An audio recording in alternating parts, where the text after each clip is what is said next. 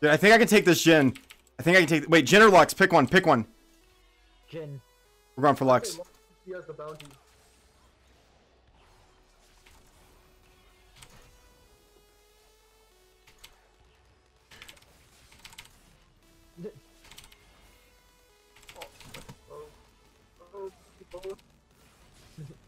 Oh, get outplayed! Give them prayer hands, say what's up America. Half of you should know me, right? Other half a replica. Oh, Bronze. What a love-hate relationship. For people that it's their first time getting out of Bronze, it's the depths of Elo Hell. For other people, it's just a fun little playground. See, many people have tried to get out, only 77% of people ever succeed. So, you're either watching this to troll the comments chat because you're obviously masters, or because you're part of the 23% who are truly stuck at the lowest point of Dante's Infernal. Even though I was really never stuck, so to speak, in Bronze, there was a time when it was hard, especially even getting closer to getting out of Silver. So don't worry guys, I'm here to help you. We're going to go through a couple tips and tricks on how to actually climb out of Bronze and not get stuck in the lowest part of Hell. So here's the biggest thing I always want to preface this with, is that there's literally so much to learn about this game that it is impossible for you guys to learn everything in 1, 2, 3, or maybe even 4 seasons.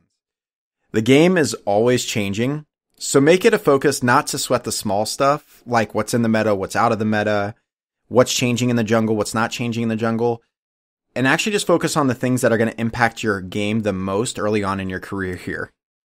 The first tip is very simple. Play only 3 champions. The reason why I say 3 and not 1 is because I feel like every Bronze player tries to play the most banned champions in the world. There's always Bronze players that want to play Yasuo or try to play some crazy Riven plays just because they see Boxbox playing her. But to be honest, you should actually focus on just having a small pool of champions that you're going to get good at. Some of the champions I'd recommend are Jax, Karthus, Annie if you ever listen to LS and how much he preaches about it, because he's honestly so right. If you focus on actually playing a small group of champions, you're actually going to learn more about the game itself, where to ward, when to ward, how to play aggressive team fights, skill matchups, versus trying to learn the mechanics every single minute of the game. That leads me into the second point. Really want to learn the mechanics of the champion that you find as your pocket pick. Like I said before, I want you to pick up an easy champ like Annie. The reason why is because the mechanical matchup is the easiest way to get out of Bronze. You could be bad at everything else in the game, and if you are really good at your champion's mechanics and can roam enough to actually destroy the enemy laners, it won't even matter how good or bad you are at the game, you will get into Silver, I promise you. The tip number 3 for everyone is actually just to play a lane and stick to it. This is very similar to playing the champion beforehand, but one of the biggest mistakes I noticed from a lot of Bronze players, including myself when I was in Silver, or even in Gold, is that you always want to switch your lanes all the time to actually get a variety in your gameplay. If you're playing for fun, play the normals games because that will be really good for you, but if you're really getting frustrated with sticking in Bronze, you should actually focus on maybe just one lane. Stick to top, stick to mid, stick to bot, because every lane has its very own components that make it a win-lose scenario for people. Basically, you want to take out as much variety as possible in the game when you're learning how to climb so you can learn the most about the game quicker. The fourth thing that I would actually recommend for everybody is that a lot of Bronze players are stuck just because they've actually kept their runes or their masteries the same since Season 3 or Season 4. I know when LS is coaching some people, or even when you actually watch Boxbox coach some people, he'll notice the first thing is that people's runes and masteries are all over the place.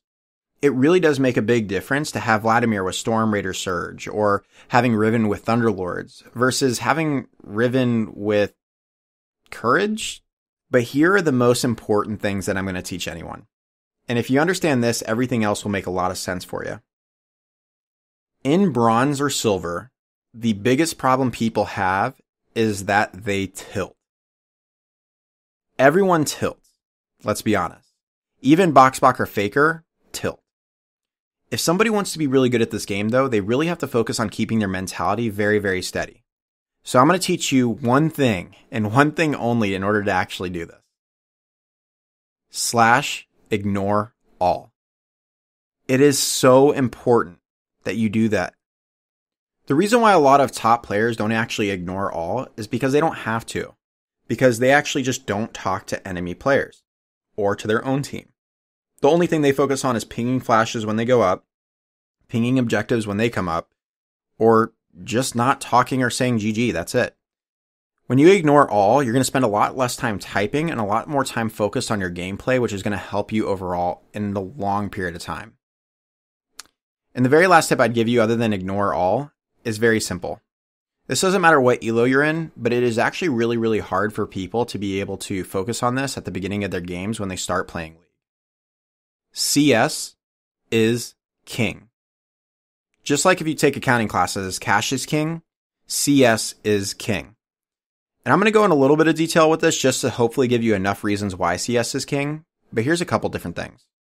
Number one is if you're actually focusing on CS instead of focusing on trying to get kills, you're going to eventually get a gold advantage.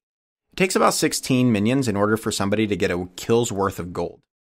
That's not that much, and it actually becomes less and less as you get further along in the game. Even if you dumpster your lane, you're actually worth shutdown gold, making your lead advantage not nearly as far as what you think it is.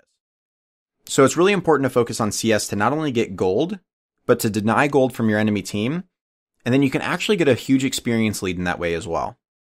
So if someone focuses on CS, they are going to win the game.